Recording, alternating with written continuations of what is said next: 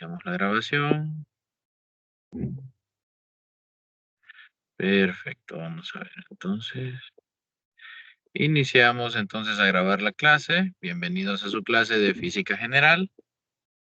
El día de ayer nos habíamos quedado, el día de ayer habíamos visto, mejor dicho, las cantidades físicas, un poco sobre, ¿eh?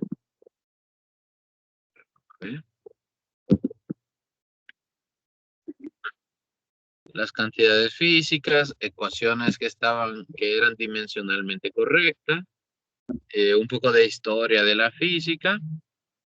Y nos quedamos en esta parte de la conversión de unidades. Habíamos dicho que convertir unidades era necesario porque el sistema, bueno, porque en otros países trabajan con otros sistemas de unidades, específicamente el sistema inglés. Entonces era necesario establecer una relación entre una medición realizada utilizando unidades del sistema internacional compa- eh, comparada así con una medición realizada con unidades del sistema inglés. Suponga que yo mido la longitud de un objeto, la longitud de un barco, y digamos que yo reporto una medida en metros de, digamos, 254 metros. Pero viene alguien que utiliza unidades del sistema inglés, la pulgada, y obtiene 1000 pulgadas. Entonces yo tengo que ver si esas dos medidas son equivalentes y representan la misma cantidad en realidad. Para saber eso es necesario que usted realice pues una conversión, ¿sí? Para que todos estemos hablando, a pesar de que estemos usando sistemas de unidades diferentes, y estemos hablando pues el mismo idioma. Hay conversiones entre unidades de todo tipo, ¿verdad? Por ejemplo, aquí tenemos el ejemplo de la unidad pie. Para que se hagan una idea, un pie tiene 12 pulgadas. Eh, una pulgada tiene aproximadamente 2,54 centímetros. Entonces, se llama por ahí, ya tenemos una relación entre las pulgadas y los metros. Aquí en el ejemplo están planteando la conversión entre pies y yardas, o yardas y pies, ¿sí? Una yarda tiene 3 pies. De manera que si yo hablo de 2 yardas, tengo 6 pies. Si hablo de 3 yardas, tengo 9 pies. Entonces, si ustedes se fijan, a pesar de que yo hable en yardas o hable en pies, yo puedo establecer una relación de manera que no importa si yo digo 9 yardas, perdón, si yo digo 9 pies o digo 3 yardas, alguien va a poder comprobar que estoy hablando de la misma longitud. Ok, entonces, ¿cuáles son los pasos para realizar conversiones? Lo primero que usted necesita saber es cuál es la equivalencia, cuál es la relación entre las unidades. Por ejemplo, aquí, para convertir de yardas a pies, yo necesitaba conocer eh, cuántos pies hacen una yarda o viceversa. Saber cuántas yardas harían un pie. Entonces, lo primero que usted necesita saber es la relación, puede llamarse relación de equivalencia, simplemente equivalencia, ¿sí? o puede llamarse también factor de conversión. Puede tener cualquiera de esos nombres, pero principalmente lo que usted debe saber es que establece una relación entre las unidades. Por ejemplo, cuando les dije, ¿verdad? Cuando les dije que una pulgada tiene 2.54 centímetros. Entonces, es una relación así.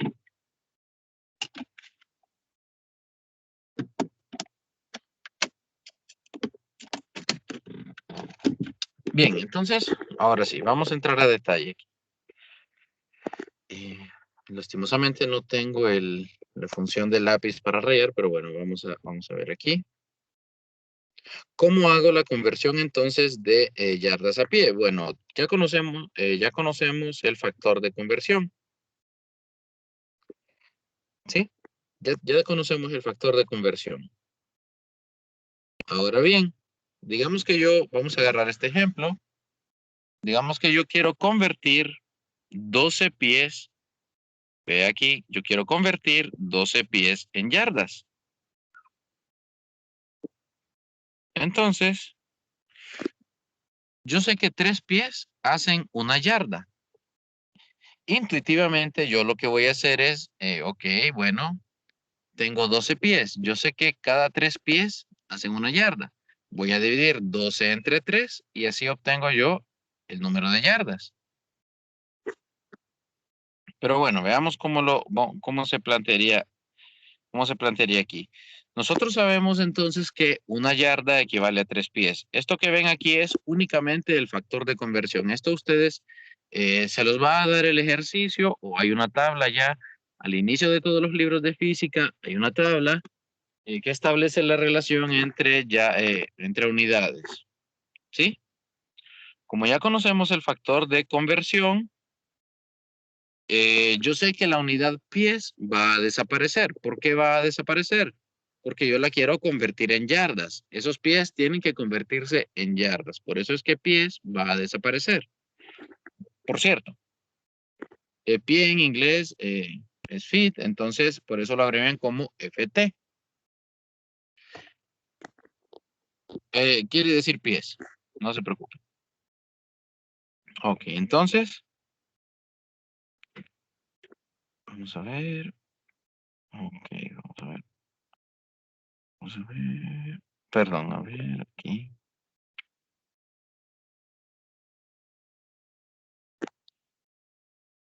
Ok, vamos a ver. Bien, entonces si usted dividía los 12 pies entre 3, cancelaba los pies y le quedaba todo en yardas. Eso le iba a dar 4 yardas. Ahora veamos acá. Un jugador tiene 6.5 pies de estatura. ¿Qué estatura tiene en metros? ¿Cuántos segundos hay en un mes de 30 días? Es otro problema. Ok. Primero, para hacer estas conversiones necesitamos el factor de conversión o la relación entre las unidades. Aquí tenemos que un pie es 0.305 metros. Para que se hagan una idea, un pie son 12 pulgadas y 12 pulgadas son como 30.5 centímetros, una regla, el tamaño de una regla estándar, ¿sí? Entonces, por eso un pie es 0.305 metros. Entonces, nosotros tenemos nuestro dato en pies, los 6.5. ¿Qué es lo que vamos a hacer? Bueno, lo vamos a multiplicar los, por el factor de conversión o la relación de equivalencia. Permítanme.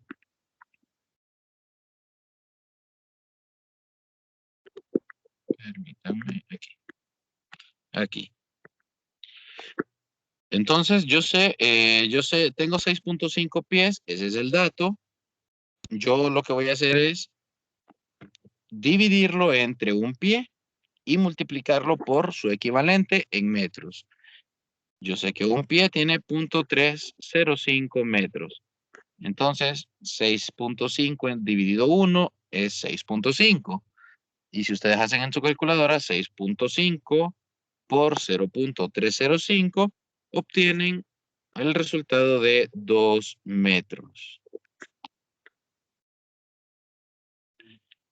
Noten que el factor de conversión, un pie igual a 0.305 metros, es lo mismo que aquí aparece en color azul.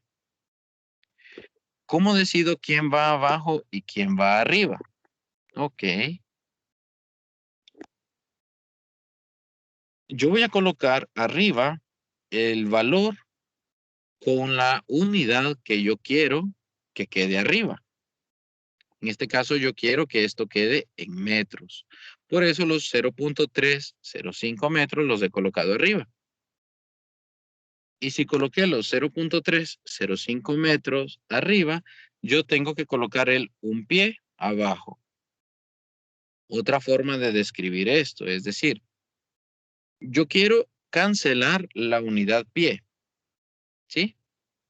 Entonces, para cancelar unidades, usted lo que hace es dividir entre la misma unidad. Pie dividido pie, se cancelan y desaparece la unidad pie. Cuando son divididas, ¿verdad? Cuando son multiplicadas, eso no ocurre. Cuando son multiplicadas, le puede aparecer pie cuadrado o metro cuadrado. Y si la multiplica 3 veces, le aparece metro cúbico, o sea, metro elevado a la tercera potencia. Pero cuando es división, más bien las unidades desaparecen. Entonces yo aquí necesito que los pies desaparezcan y por eso coloco un pie abajo. Y como arriba lo que yo tengo que colocar era el otro número del factor de conversión, no tenía de otra que colocar 0.305 metros. Aquí entonces el resultado es que alguien que mide 6.5 pies mide aproximadamente 2 metros, que es una persona de estatura alta. Vamos a ver el otro ejemplo. El otro decía, ¿cuántos segundos hay en un mes de 30 días? ¿Cuántos segundos hay en un mes de 30 días? Bueno, aquí es un poco más complicado porque, bueno, hay que hacer múltiples conversiones. Hay que hacer múltiples conversiones. Si ustedes ya tienen este factor de conversión, que un día equivale a 86.400 segundos, el trabajo se reduce, porque ya usted ¿cómo se llama? Solo hace una multiplicación, ¿sí? El trabajo se reduce, pero si usted no conoce el factor de conversión y le toca irse a la antigua, entonces usted tiene que hacer todo esto que se hizo aquí abajo. Usted sabe que hay 30 días por mes. Bien, yo quiero saber cuántos segundos hay en 30 días. Entonces, hay 30 días por mes. Si ustedes se fijan, yo sé que un día tiene 24 horas. Entonces, yo voy a buscar cancelar la unidad día y dejar eso en horas. Y es lo que pasó aquí. Se cancelaron los días. Yo sé que un día tiene 24 horas. ¿Por qué lo busco dejar en horas? Porque yo sé cuántos minutos tiene una hora. ¿Y por qué me interesa dejarlo en minutos? Ah, porque yo sé cuántos segundos hay en un minuto. Y si se fijan, la conversión no se hace directa, sino que se hace de manera progresiva. Los días los cambio a horas, luego las horas las cancelo y quedan en minutos, y luego los minutos los cancelo para que quede en segundos. Y es justamente lo que yo estoy buscando hacer. Noten ustedes que abajo no le pusieron número, pero en realidad ahí tenía que haber ido 1. porque un día hace 24 horas. Una hora hacen 60 minutos y un minuto tiene 60 segundos. El segundo lo dejamos arriba porque yo quiero que esto quede en segundos, ¿sí? ¿Y cómo calcula usted el resultado final? Bueno, usted dice 30 por 24 por 60 por 60. Y obtiene el resultado escrito en notación científica, que es 2.6 por 10 a la 6. Hagamos esto nosotros en la calculadora. Sería 30 días, que tiene un mes, por 24 horas, que tiene un día, por 60 minutos, que tiene una hora, por 60 segundos, que tiene un minuto. Y como pueden ver aquí, si ustedes obtienen al hacerlo en la calculadora, recuerden, hoy les pedí que trajeran la calculadora, ustedes van a obtener este resultado. Hay 2.592.000 segundos. Ok, pero el resultado dice que es 2.6 por 10 a la 6. Bueno, en la notación científica usted puede permitirse redondear de esa manera. Vamos a hablar un poco mejor de la notación científica y de cómo se usa cuando estemos resolviendo problemas. Vamos a dejar por ahora la notación científica a un lado y la retomamos cuando estemos resolviendo problemas. ¿Por qué hacemos eso? Bueno, esto lo vamos a hacer porque en este momento no tengo acceso a mi pizarra virtual. Ok. Entonces, usted se podía haber abreviado todo este procedimiento si usted conocía este factor de conversión, que un día tiene 86.400 segundos. ¿Cómo hubiera funcionado? Usted se iba a la calculadora y decía 30 días, tengo 30 días, y yo sé que en un día hay 86.400 segundos. Y entonces solo multiplicaba 30 por 86.400 segundos que tiene cada día y obteníamos el mismo resultado. Es mucho más fácil cuando usted tiene la conversión directa. Pero bueno, si no la tiene, esta es otra forma de hacerlo. Si se fija, utilizo varios factores de conversión. Un día que es igual a 24 horas, una hora que es igual a 60 minutos y un minuto que es igual a 60 segundos. Esto ustedes lo manejan en la vida cotidiana, porque si yo les digo cuánto dura un partido de fútbol sin tiempo extra, claro está, y todo el mundo me puede decir que dura cuánto, 90 minutos. Es lo que dura un partido de fútbol, claro, sin tiempo extra. Sin tiempo extra. Entonces ya ustedes dicen, ok, un partido de fútbol equivale a 90 minutos. ¿A cuánto equivalen 90 minutos? Bueno, 60 son una hora. Me sobran 30 todavía. Entonces es una hora y media. Eso dura un partido de fútbol. Una hora, 1.5 horas o 90 minutos. Bien, vamos a ver aquí. Ok, el siguiente ejemplo es un poco más complejo. ¿Cuánto equivale 50 millas sobre hora?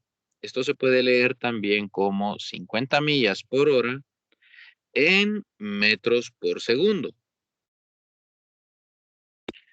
Aquí este ejercicio, bueno, esta conversión es diferente por una razón. Porque aquí no tiene una sola unidad, digamos, aquí solo tenía que cambiar de días a segundos. Era una unidad la que cambia. 6.5 pies a metros, solo teníamos que cambiar la unidad pie. Lo que ocurre aquí es que hay que cambiar por un lado hay que cambiar las millas y por otro lado hay que cambiar las horas a segundos. Las millas las tiene que pasar a metros y las horas las tiene que pasar a segundos.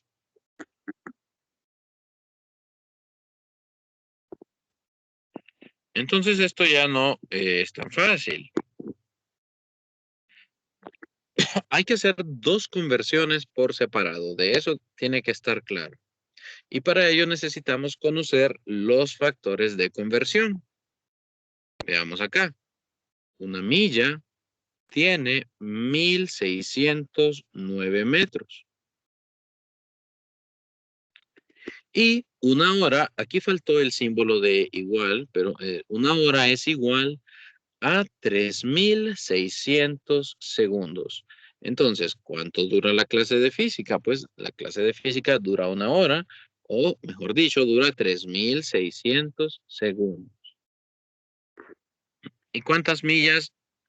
Ok, y una milla tiene 1609 metros. Entonces, vamos a cambiar los 50 millas, las 50 millas por hora a metros sobre segundo. Vamos a cambiar primero las millas. Noten ustedes, yo las millas las quiero dejar en metros. Por eso, cuando pongo el factor de conversión es esto, es este de aquí que aparece en color azul, que dice 1609 sobre 1. ¿Por qué pongo una milla abajo? Porque yo quiero cancelar, yo quiero que desaparezcan las millas. Y quiero dejar esto en metros, por eso los metros los puse arriba. 1609 metros hacen una milla, es decir, 1609 sobre 1. Aquí con las horas va a pasar lo contrario. Yo las horas las tengo debajo de la línea de división. Tengo millas sobre hora. La hora está debajo de la línea de división. Está en el denominador.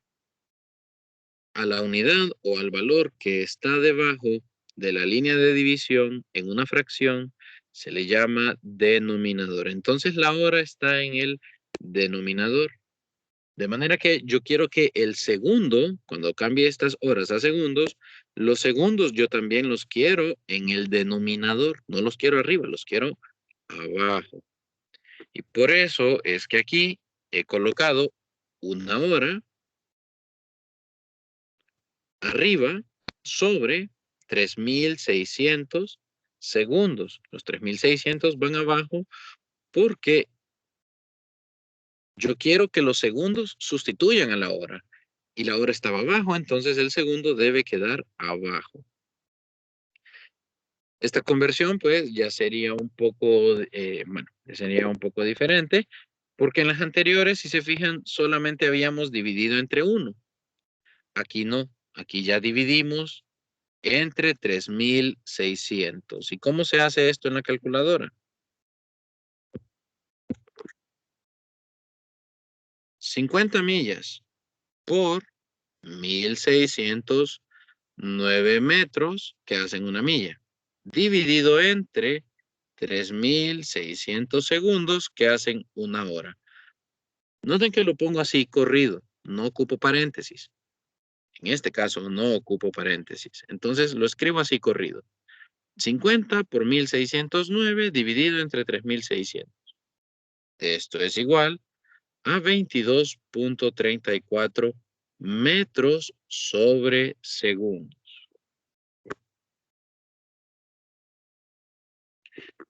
Ya redondeado aquí se dejó en metros, 22 metros sobre segundo. Entonces, cuando queremos cambiar las dos unidades, es necesario utilizar los dos factores de conversión. Aquí. Bien, aquí también es importante porque esto va a causar mucha confusión, principalmente en la segunda y la tercera unidad, porque la longitud se mide en metros, pero el área se mide en metros cuadrados. Es decir, aparece la misma m, pero elevada a la segunda potencia. ¿Me lo pueden ver ahí?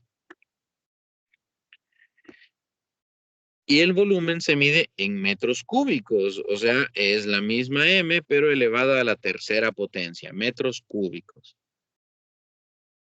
Si ustedes observan noticias o tienen Twitter, hace poco Salvador Nasralla dio publicó un tweet, ¿verdad? Donde hablaba de una cierta área en kilómetros cuadrados, me parece, sí. Y entonces aparecía una persona X cualquiera que intentaba corregirlo y le decía que el dato que él daba era erróneo porque eso implicaría un área mayor a la que tiene la isla de Roatán, por ejemplo. Y entonces ahí Salvador lo corrige de una forma bastante graciosa, eh, diciendo que en X0 da dinero, dan premios por hacer ese tipo de conversiones. Y le corrige porque un kilómetro cuadrado, 1000 metros cuadrados o un metro cuadrado, perdón, sí, 1000 metros cuadrados no hacen un kilómetro cuadrado. Ese es el detalle, jóvenes. Vean ustedes acá. Nosotros sabemos que 100 centímetros sí hacen un metro, pero, pero, un metro cuadrado no tiene 100 centímetros cuadrados. Ojo ahí, ese fue el error que cometió este muchacho en Twitter. Un metro cuadrado no tiene 100 centímetros cuadrados. Vean bien. Aquí se ha colocado 100 como 10 elevado a la 2. Para que no se confundan. Aquí lo podemos ver en la calculadora. Cuando usted tiene 10 elevado a la segunda potencia, es decir, a la 2, eso es 100, ¿sí? 100 centímetros hacen un metro. Hasta ahí vamos bien. Vamos a la presentación. Entonces, aquí en realidad, el 10 elevado a la 2, el 10 al cuadrado en centímetros, equivale a un metro. Eso está correcto. 100 centímetros hacen un metro. Pero si usted lo que quiere son metros cuadrados, entonces en realidad tiene que elevar a la 2 todo eso. Eleva a la segunda potencia toda esa expresión y lo que le queda es lo siguiente, que 10 a la 4 centímetros cuadrados hacen un metro cuadrado. ¿Cuánto es 10 a la 4? Bueno, 10 elevado a la cuarta potencia es igual a 10.000. O sea, 10.000 centímetros cuadrados, 10.000 centímetros cuadrados hacen un metro cuadrado. No 100, sino 10.000. Entonces ese fue el error que cometió este tuitero. Les voy a buscar el tweet y se los voy a mandar al grupo de Telegram para que nos podamos reír. Y este es por una de las razones por las cuales ustedes deben aprender a hacer bien estas conversiones para que bueno, no los expongan en público. Yo confío en que ustedes las van a poder hacer bien después de esta clase, claro. Entonces, este tipo de conversiones aparecen en la segunda y en la tercera unidad cuando ya trabajamos con superficies y trabajamos con volúmenes. Cuando ustedes vean metro cuadrado y centímetro cuadrado, estamos hablando de áreas. En el mundo real, digamos ya en su vida cotidiana, usted usualmente va a observar metros cuadrados y varas cuadradas. ¿Sí? ¿Dónde va a observar esto? Cuando usted quiera comprar un terreno. Cuando usted quiera ver qué tan grande es una casa, usualmente, si usted quiere saber qué tan grande es una casa, eh, pues ese tamaño se lo van a dar a usted en metros cuadrados o en varas cuadradas. Si el terreno es muy grande, se lo pueden dar en manzanas o hectáreas, pero si es un terreno que usted va a comprar, lo usual es que esté en varas cuadradas o metros cuadrados. Entonces es importante que usted pues pueda hacer este cálculo porque así no lo van a estafar. Convertir las varas cuadradas a metros cuadrados y luego pues vamos a estudiar cómo se calculan las áreas. Entonces, dependiendo de la forma del terreno y de sus dimensiones, usted puede calcular el área para ver si lo que le están diciendo es verdad. Bien, entonces un metro cuadrado son 10.000 centímetros cuadrados.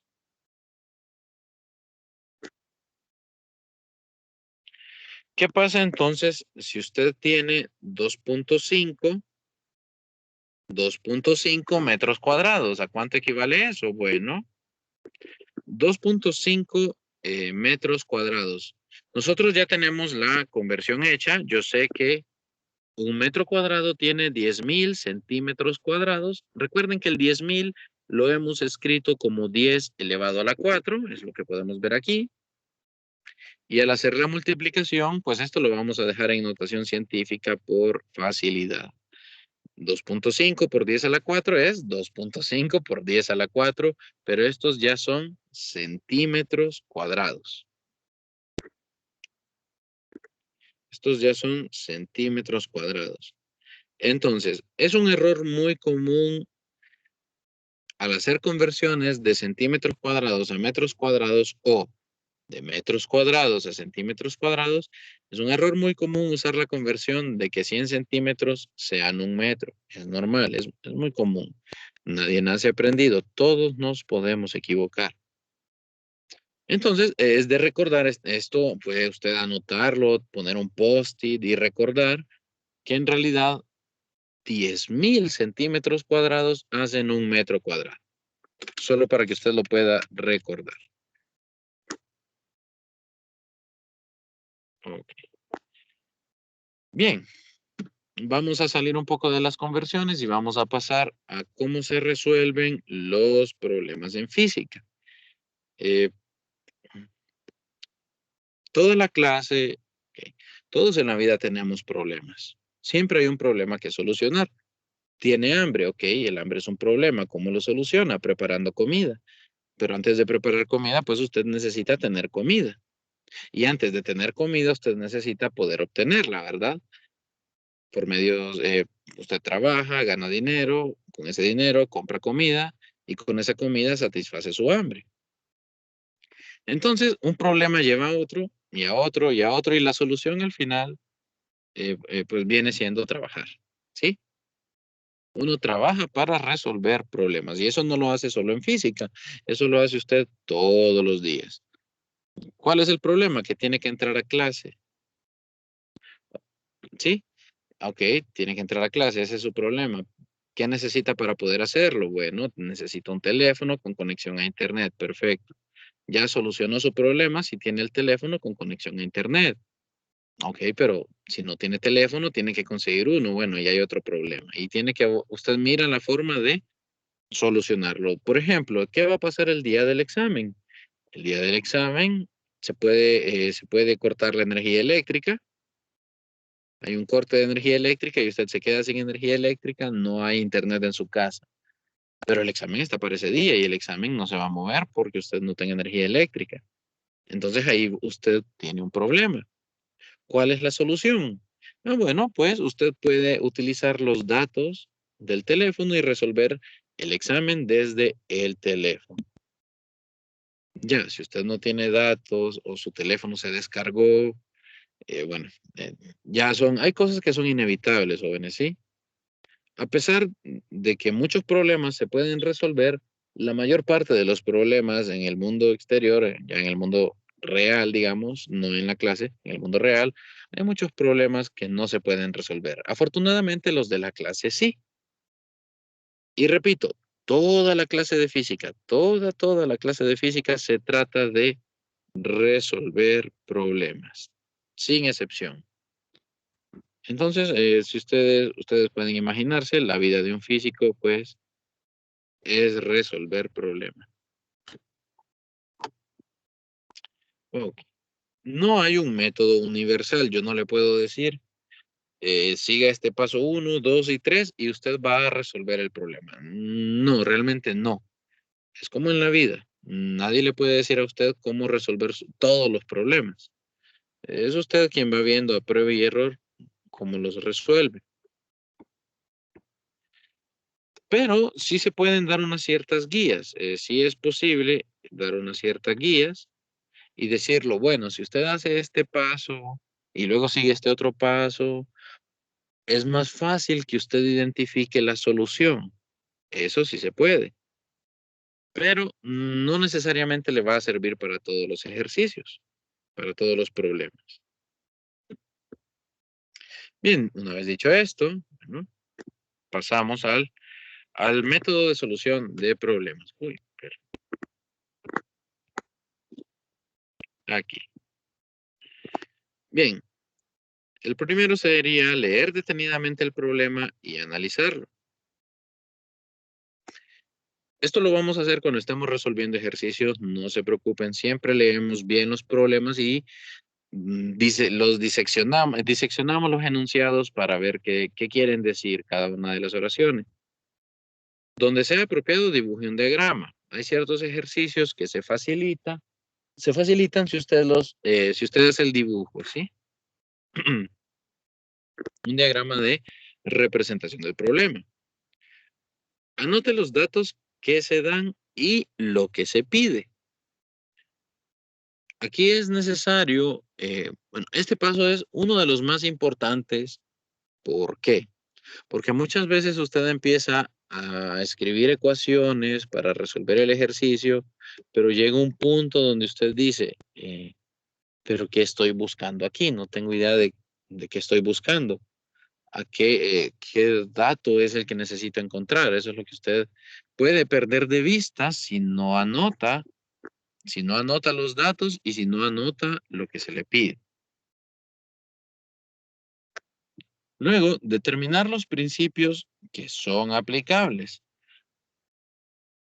Hay problemas de diversos tipos, trabajo y energía, principio de Pascal, principio de Arquímedes, problemas de conservación de la energía, problemas de movimiento rectilíneo, problemas de caída libre. Entonces, cuando usted lee un enunciado, es necesario que usted esté claro qué conceptos aplican y qué conceptos no aplican. Luego, se realizan los cálculos con los datos que se dispone y finalmente se considera si el resultado es razonable. ¿Qué puede pasar? Puede pasar, por ejemplo, que en este momento que vamos a estudiar el movimiento de los objetos, nosotros encontremos tiempos negativos. Si usted en el examen o en alguna tarea encuentra tiempos negativos, tenga por seguro que el problema está malo, ¿sí? Tenga por seguro que el problema es incorrecto. ¿Por qué? Porque el tiempo solamente lo vamos a trabajar como un valor positivo, porque solo avanza en una dirección, es un escalar, mejor dicho. Y como escalar solo puede ser positivo o cero. Entonces, si usted como resultado de resolver un ejercicio obtiene un tiempo negativo, es buena idea revisar qué pasó. Puede que no esté considerando otro signo negativo y por eso le quedó así. Bien, esta es la estrategia para la resolución de problemas. Nosotros la vamos a ir aplicando a medida que avancemos en la clase. Vamos a finalizar entonces la clase de hoy hablando, perdón, sobre vectores y el álgebra de vectores. Bien, resulta que los vectores van a representar cantidades físicas que a nosotros nos ayudan por una sencilla razón, porque los vectores tienen dirección. Entonces, eh, ¿por qué me interesa tener la dirección? Bueno, porque si yo quiero analizar el desplazamiento de una persona, digamos, desde la universidad hasta la casa, yo necesito que ese desplazamiento me informe si en realidad la persona iba hacia la casa. Va, imagínense ustedes que van en un barco y usted va en barco desde Roatán, se va en barco hasta España. Oh, vaya, vamos más cerca. De Roatán a Cuba. Usted va de Roatán a Cuba. A usted lo mantendría más tranquilo si el capitán del barco, número uno, conoce la ruta a Cuba, ¿verdad? Y número dos, la embarcación, la trayectoria de la embarcación apunta hacia Cuba. Es decir, si el desplazamiento del barco apunta hacia Cuba, usted está tranquilo. Resulta que el desplazamiento es una cantidad física, o sea que a los físicos nos sirven las cantidades vectoriales. Bien, entonces el detalle está en que los vectores, si bien los representamos con números, también tienen una dirección. Y hay diferentes formas de escribir vectores. Entonces, tenemos, eh, tenemos unas ciertas complicaciones a la hora de trabajar con vectores. Por ejemplo, usted puede sumar y puede multiplicar vectores, pero no los puede dividir. No está definida la división de vectores, pero sí la suma y la multiplicación. Nosotros vamos a trabajar en esta primera unidad con la suma. Bien, aquí lo importante, bueno, lo más importante es que el vector siempre tiene una dirección. Lo vamos a representar con una flecha, ¿sí? Y tenemos que definir una referencia. Entonces el punto 0, 0, 0, el punto 0 lo vamos a llamar el origen y siempre va a ser nuestra referencia. Ese va a ser el punto inicial. Y la flecha del vector siempre va a colocarse en el punto final del desplazamiento. Ok, vamos a ver. Este vector también va a tener unidades, por cierto. Va a tener unidades de metros sobre segundo, metros, metros sobre segundo cuadrado, newtons. Siempre va a tener unidades. Y bien, así es como vamos a representar un vector. Lo que tenemos aquí es el plano cartesiano. ¿El plano cartesiano qué es? Bueno, le llamamos plano porque está en dos dimensiones y tiene dos líneas rectas que se extienden hasta el infinito. Una se llama eje X, el horizontal que podemos ver aquí. La otra se llama, la otra línea que es vertical y es perpendicular. Se llama perpendicular porque hay 90 grados entre el eje X y este eje vertical que le vamos a llamar eje Y. Representado por la letra Y. Entonces, a esto le vamos a llamar plano cartesiano, a los ejes X y Y. Y noten que los ejes X y Y tienen divisiones. Están divididos empezando desde el cero y hacia la derecha en el eje X tenemos los números positivos. Hacia la izquierda del cero en el eje X tenemos los números negativos. Y así se extienden hasta el infinito hacia ambos lados. ¿Qué ocurre con el eje Y? Bueno, el punto donde se intersectan estas dos rectas, los ejes X y Y, el punto donde se tocan, ese es el origen, el punto 0, 0. 0, 0 para X y también es 0 para Y. Note usted que por arriba del 0, en el eje Y, tenemos los valores positivos. Y debajo del 0, en el eje Y, tenemos los números negativos. Bien, entonces, ¿cómo se representa un vector en el plano cartesiano? Bien, un vector puede estar representado de esta manera, como una magnitud y una dirección, donde la magnitud es la letra A que está entre los paréntesis y la dirección es el símbolo griego teta que es el que acompaña a la letra A dentro de los paréntesis. Perdón, note usted entonces que el vector se va a representar así. Teta es el valor de un ángulo. En este caso acá teta vale 36.87. Es la pequeña, está escrito, perdón, en color rojo en el plano cartesiano. Y la A para representar, la A es la magnitud del vector. La letra A que está en el paréntesis me dice qué tan larga o qué tan corta tengo que dibujar esa línea. Entre mayor es la magnitud, más larga dibujo la línea. Entre menor es la magnitud, más corta la dibujo. Y el ángulo lo que me dice es lo siguiente. Me dice que que tan vertical o que tan horizontal va a ir el vector.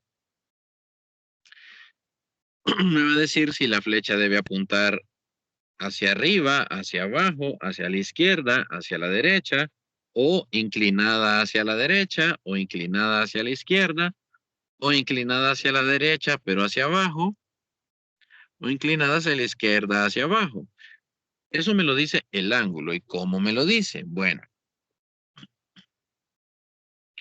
el plano cartesiano se divide en cuadrantes. Perdón. El plano cartesiano se divide en cuadrantes.